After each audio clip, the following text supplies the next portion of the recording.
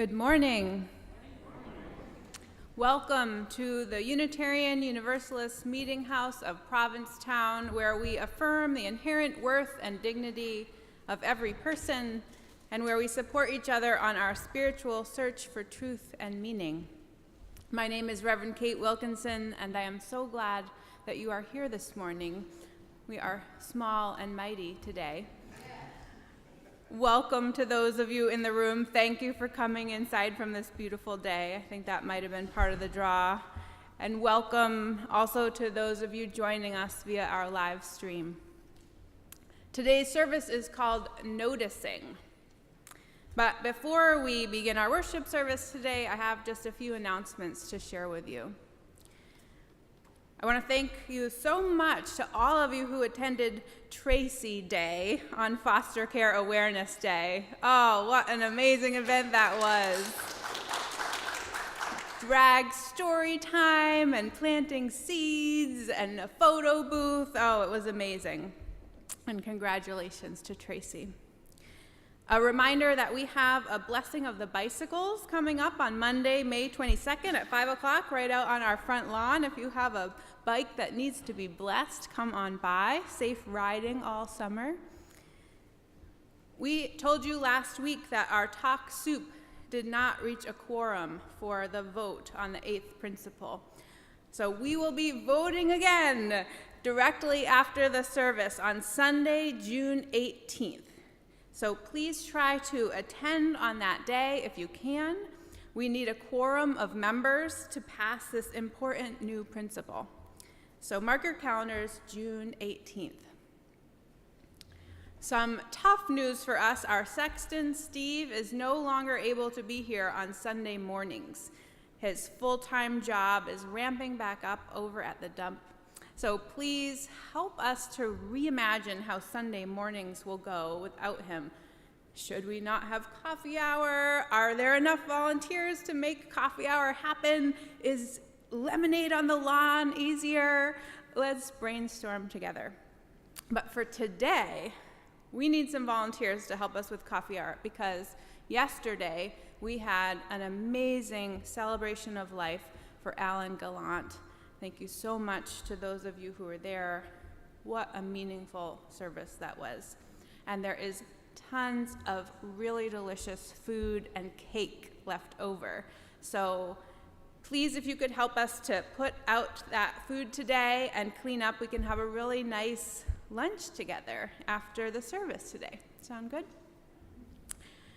We are also looking for a bell ringer. Stephen always rings the bell at 11:45 on Sundays to announce to the town that it's time to head on down to the Meetinghouse.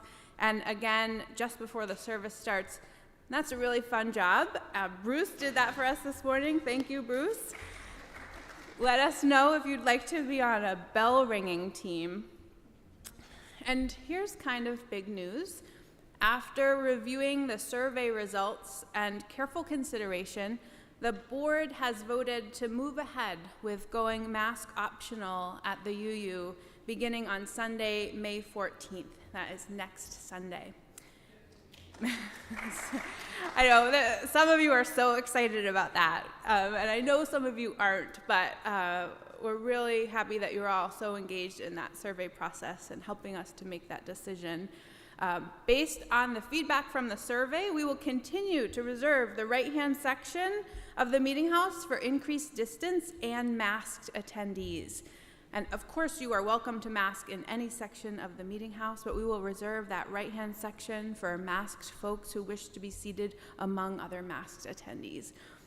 In keeping with our principles, we ask everyone to respect people's individual choices around masking. And the board will host a listening session today at 1 o'clock on Zoom to answer questions and discuss the factors that went into this decision and to address any concerns that you might have. So again, that listening session is today at 1 o'clock on Zoom. Let us know if you need that link. And finally, we invite you to coffee and conversation and lunch today after the service downstairs in Acker Bosworth Hall. We hope that you can join us. I'm just so tempted to do this because I feel like the building is tipping in this direction. Look where everyone is seated over here, which is good because it's in front of the camera, so we can wait. Let's take a moment now to affirm our Meetinghouse covenant. I will say a line and then you can say it back to me. Love is the spirit of this Meetinghouse. This is our great covenant. To dwell together in peace. To seek the truth in love. And to help one another.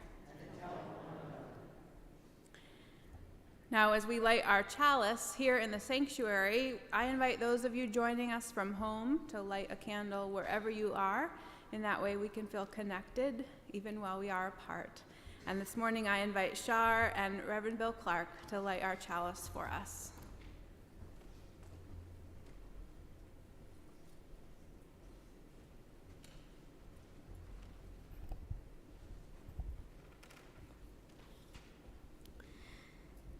This morning, for our chalice lighting, we offer you the chalice lighting that they use each Sunday in Evanston, Illinois.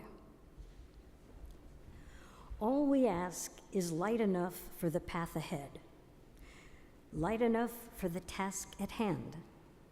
We give in return our gratitude for life and all its gifts. We warm ourselves by the fire of friendship and our common commitment to the common good. Here ends the lighting.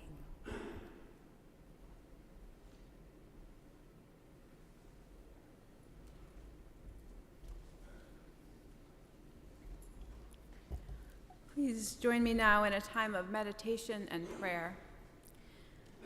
During the prayer, or at any time during the service, you are welcome to light a silent candle at the table to the right of the pulpit, and there is a journal there to record your thoughts and prayers. After the prayer, we will sing together Spirit of Life, hymn number 123. You can also find the words to this song printed on the purple laminated cards in your pews. If you don't find one in your pew, there's probably one behind or in front of you.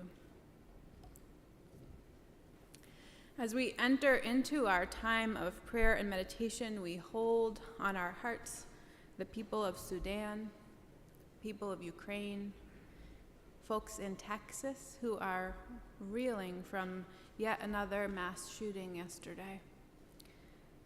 Everyone facing violence and uncertainty in this world.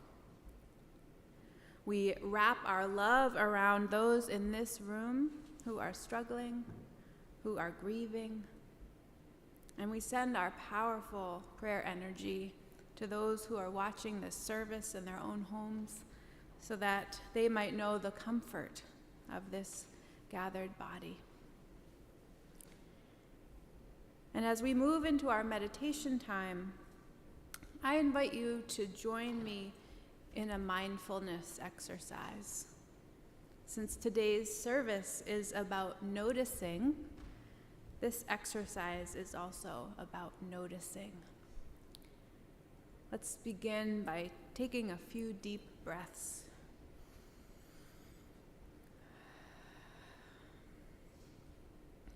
On your next breath, focus on breathing out as slowly as possible until the lungs are completely empty. And then allow them to refill at their own pace.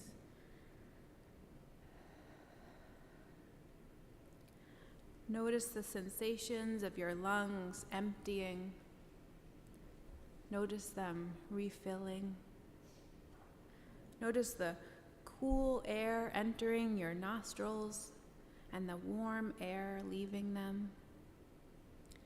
Notice your rib cage rising and falling. Notice the expansion and contraction of your belly. Now let's continue breathing. It's always good to keep breathing while we expand our awareness. Now this next part is called Notice 5 Things. It's something that you might try the next time you are feeling anxious or any time that you need to refocus or recenter yourself. Look around you and slowly and intentionally notice 5 things that you can see. It's kind of like the game of I Spy. Do you remember that game? I spy a hymnal. I spy my neighbor's sweater. I spy a piano. Notice 5 things that you can see.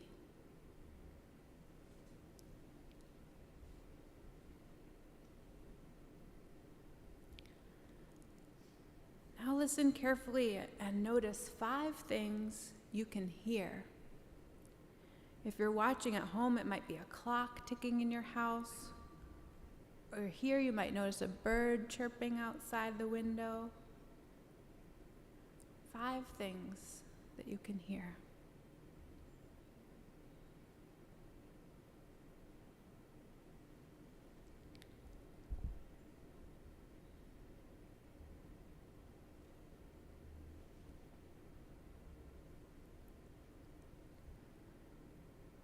And last, we're going to notice 5 things that you can feel in contact with your body.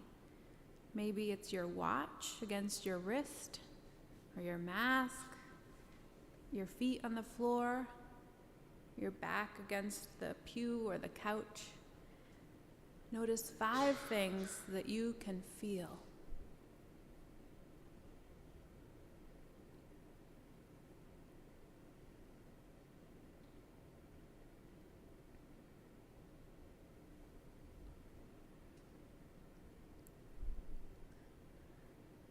That's it. A simple mindfulness exercise that can bring us back from the swirling feelings that take over. Noticing 5 things, bringing us back. And let's end by taking 5 big breaths together.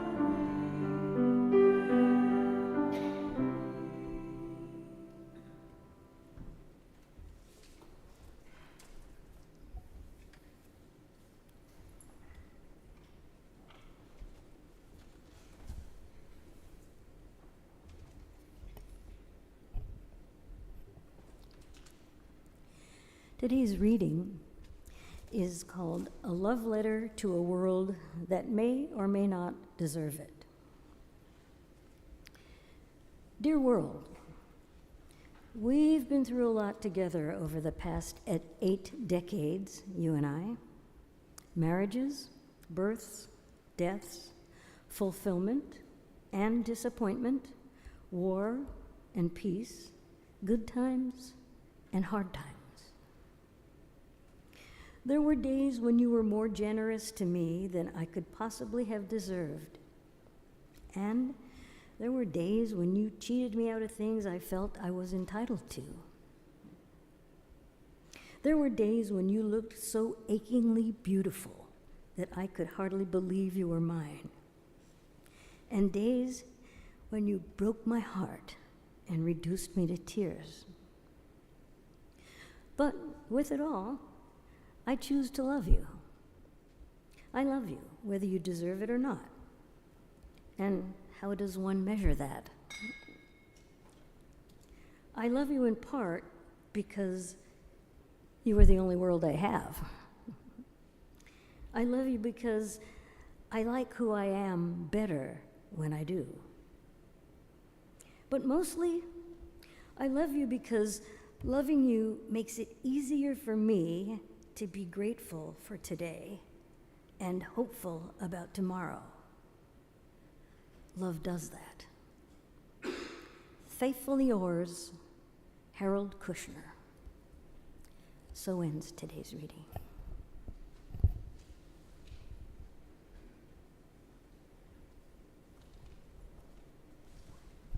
Thank you. At this time, I invite you to rise in body or in spirit to sing hymn number 1008 in this teal hymnal when singing the journey. The song is When Our Heart is in a Holy Place, number 1008. Please join us.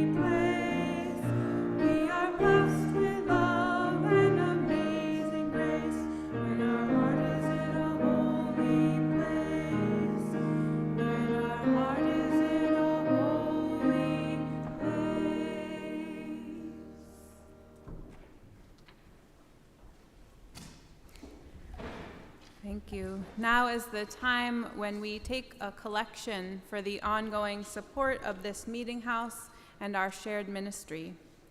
As we enjoy a musical reflection by the choir, we welcome your donations here in the sanctuary or online through PayPal or Venmo. You can find that information on our website, uumh.org.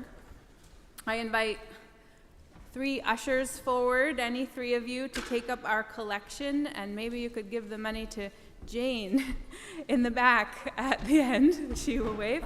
Thank you. On and off site, your offerings will now be gratefully received.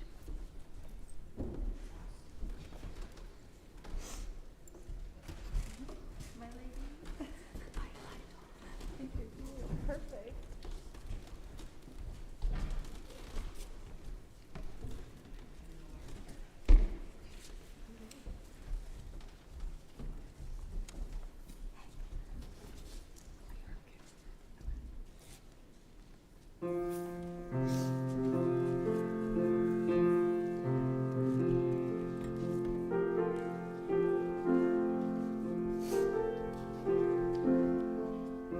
Listen more often to things than to beings. Listen more often to things than to beings. 'Tis the ancestors' breath when the fire's voice is heard. 'Tis the ancestors' breath in the voice of the waters.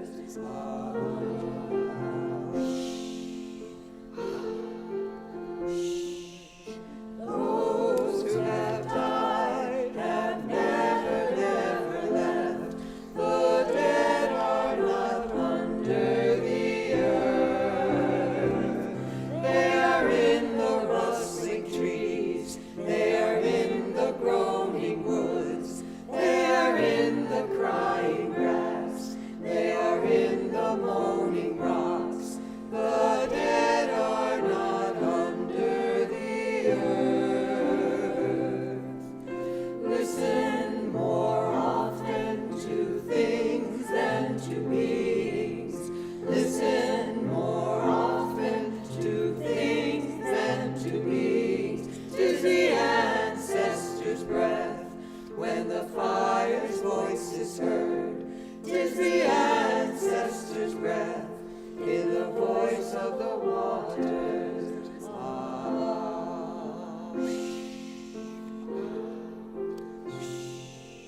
Those who have died and never, never left. The dead are a pact with the living. They are in the woman's breast. They are in the wailing child. They are with us in our homes. They are with us in this crowd. The dead have a pact with the living. Listen more often to things than to beings. Listen more often to things than to beings. 'Tis the ancestors' breath when the fire's voice is heard. 'Tis the ancestors' breath in the voice of the waters.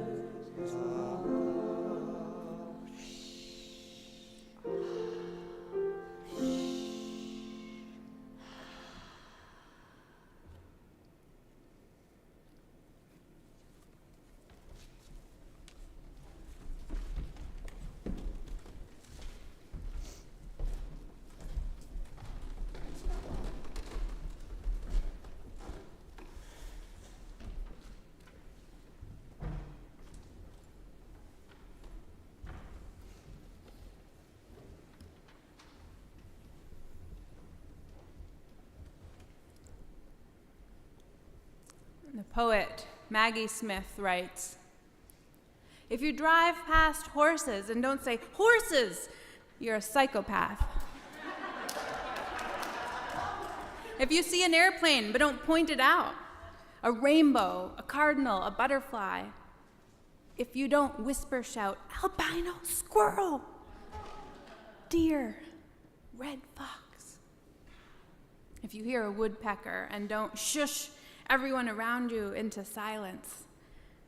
If you find an unbroken sand dollar in a tide pool, if you see a dorsal fin breaking the water, if you see the moon and don't say, "Oh my God, look at the moon," if you smell smoke and don't search for fire, if you feel yourself receding, and don't tell anyone until you're gone. Noticing is what tethers us to the world. It is what keeps us here when we feel ourselves receding. And because most of us are not psychopaths, it is these glimpses of amazement that keep us here well beyond what we thought we could endure, what we thought we could outlast, what we thought would break us. Simply that, noticing and being amazed. Perhaps because the world breaks my heart every day, I greet it each morning by running to my windows and looking at my seedlings. Every south-facing window in our home is full of them at all stages of development. I spend all my days off potting up the ones that are getting too big for their containers, hardening them off on my stoop a few hours a day until they are strong enough to endure being placed out into the garden. And then, wherever there is an empty space, starting again, filling cups with dirt, placing in a seed like a prayer, watering them and watching over them.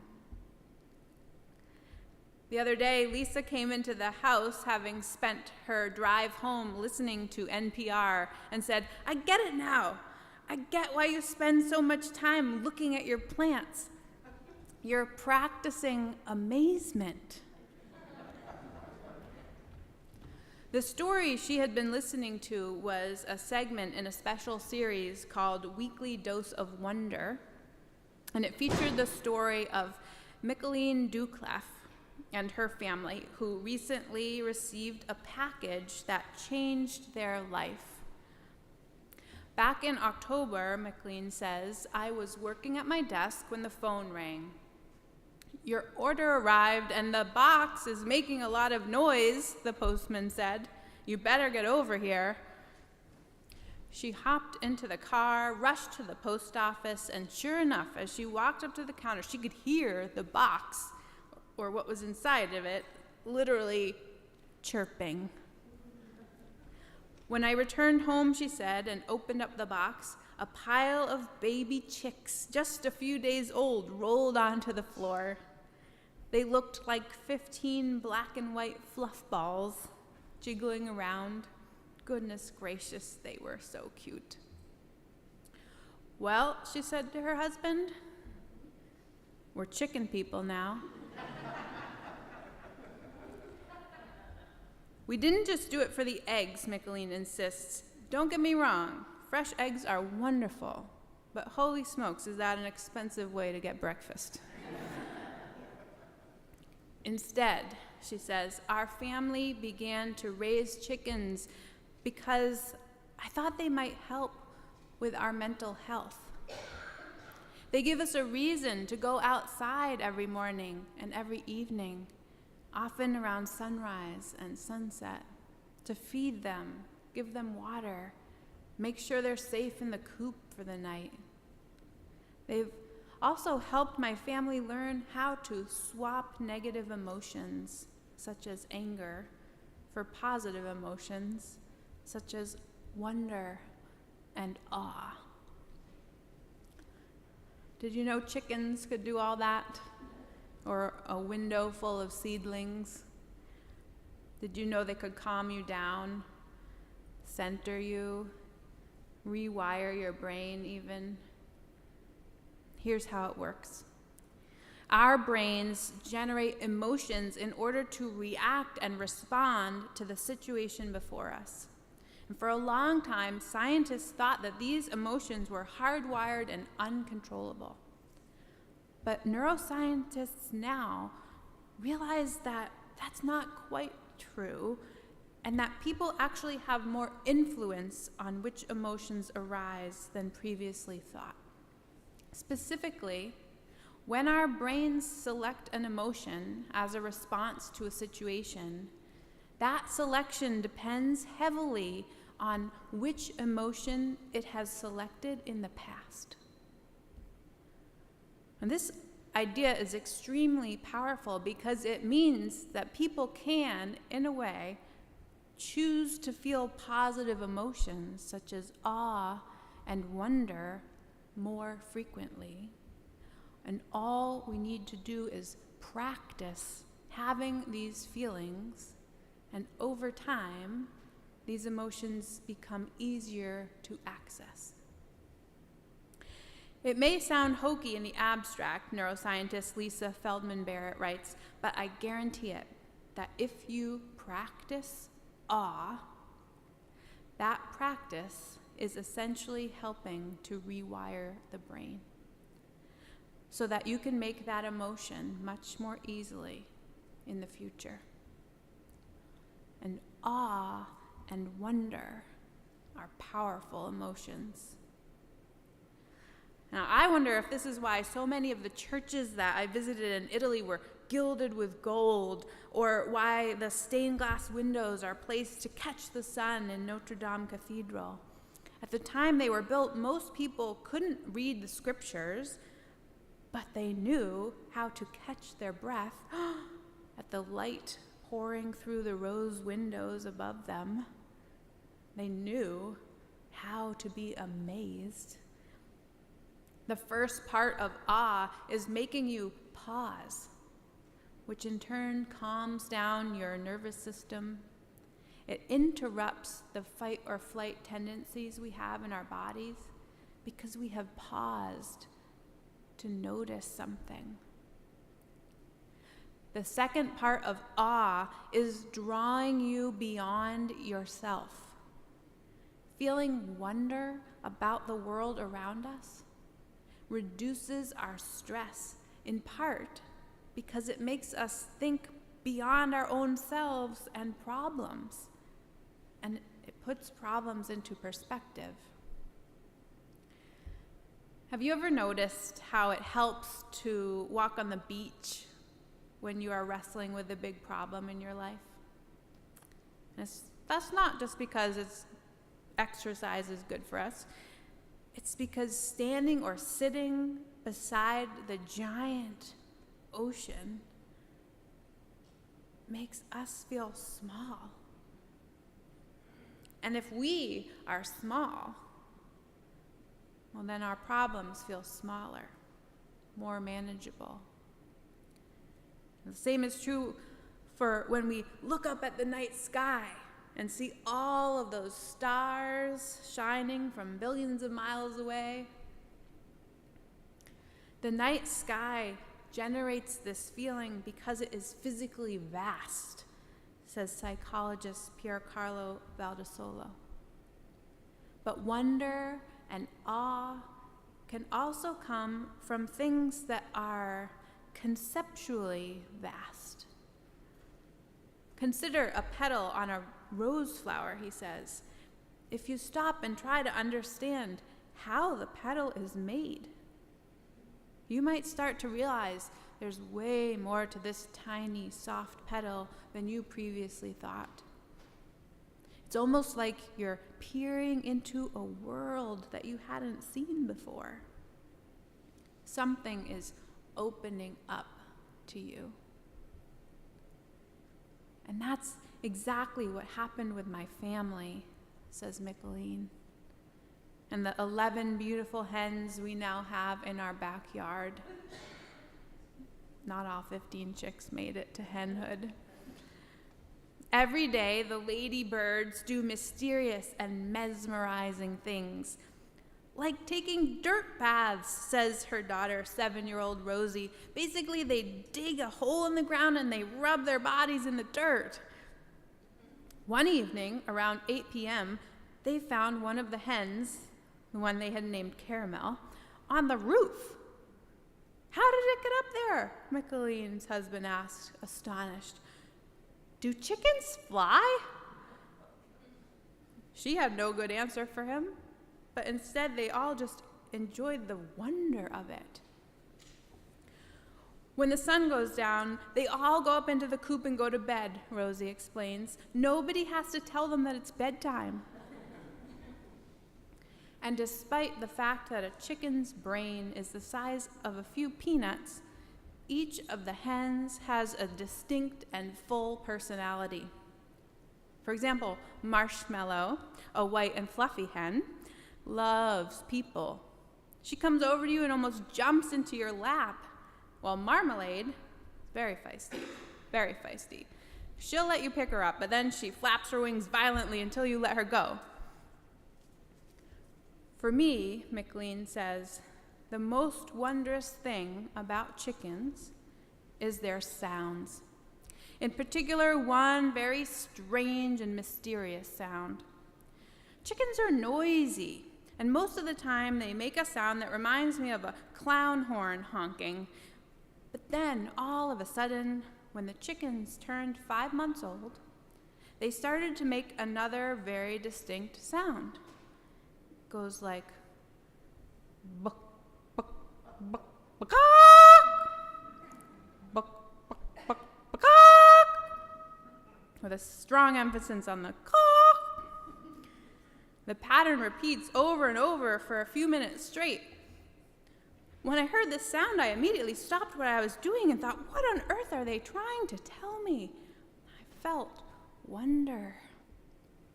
Then one day when I heard this special sound, I ran outside the coop and looked inside. It was amazing. Inside the coop, 2 hens, Chocolate and Milk, were sitting down laying eggs.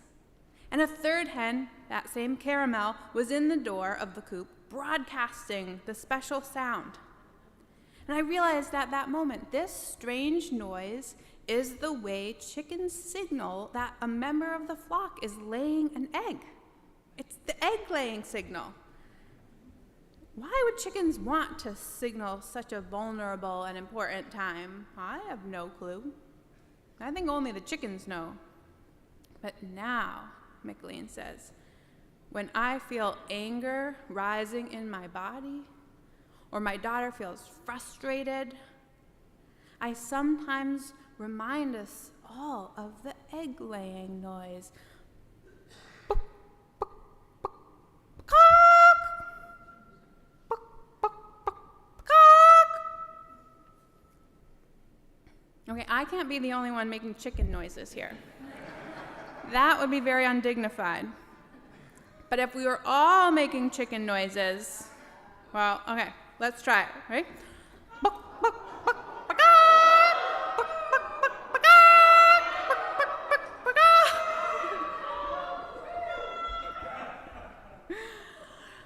And I kid you not, it brings a smile to everyone's face, says Micheline. And now I see that she is right. Thinking back to that phone call from the post office, she says, I can't remember a package that has brought so much wonder into our life. You know, I go through days where I forget to notice things. I go from home to work and work to home, my mind consumed with a to-do list or puzzling through a dilemma. There are whole weeks when I forget that I can actually see the bay from my parking spot if I just look through that little tunnel in Whalers Wharf. Months when I only take the fastest route home. But then there are things that interrupt that. Pansies that sprout up in clumps along the walkway where we didn't even plant them. The sound of geese flying overhead in their magical V formation. Ellen calling to say that there are whales at Herring Cove. And that day, I do notice. That day, I take the long way home via Heron Cove, where a stranger lends me their binoculars, and I marvel at these giant creatures feeding just off the shoreline, right where I live. I'm not always aware of what is happening, of the neuroscience behind it. But in those moments, I am trading worry for wonder, trading anger for awe. And the more times we practice it, the more these emotions will be available to us in times when we really need them. When the easiest thing to reach for is fear, and instead we can reach right past it to curiosity. When the well-worn path to annoyance can take a bend to amusement. When the heartbreak of the world asks us to shut down, but the wonder of it invites us to open back up.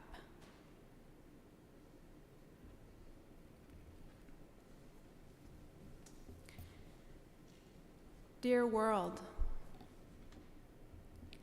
I love you in part because you're the only world I have.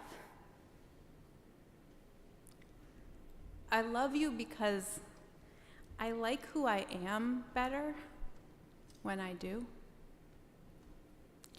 But mostly I love you because loving you makes it easier for me to be grateful for today and hopeful about tomorrow.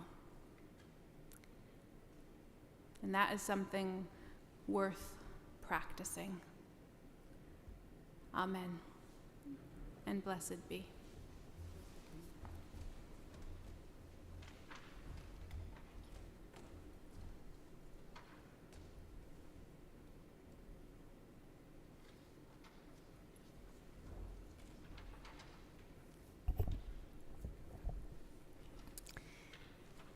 It has become our practice to pose a question based on the theme of the service each week. We won't be having, that's a mistake, erase. Skip to end of sentence. My directive is skip to end of sentence. So our question this week is, you can talk about this during the week between now and Tuesday. You can talk about it with us at lunch after the service. But what is something amazing that you've noticed this week? What is something amazing that you have noticed this week?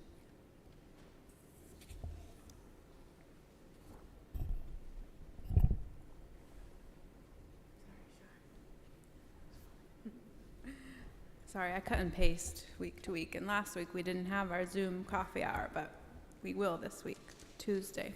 Let us know if you need that link. I'll end with these closing words by Eric Williams. The world is too beautiful to be praised by only one voice. May you have the courage to sing your part. The world is too broken to be healed by only one set of hands. May you have the courage to use your gifts. As you leave here today, may you go out noticing, and may you go through this week practicing loving the world. Go in peace.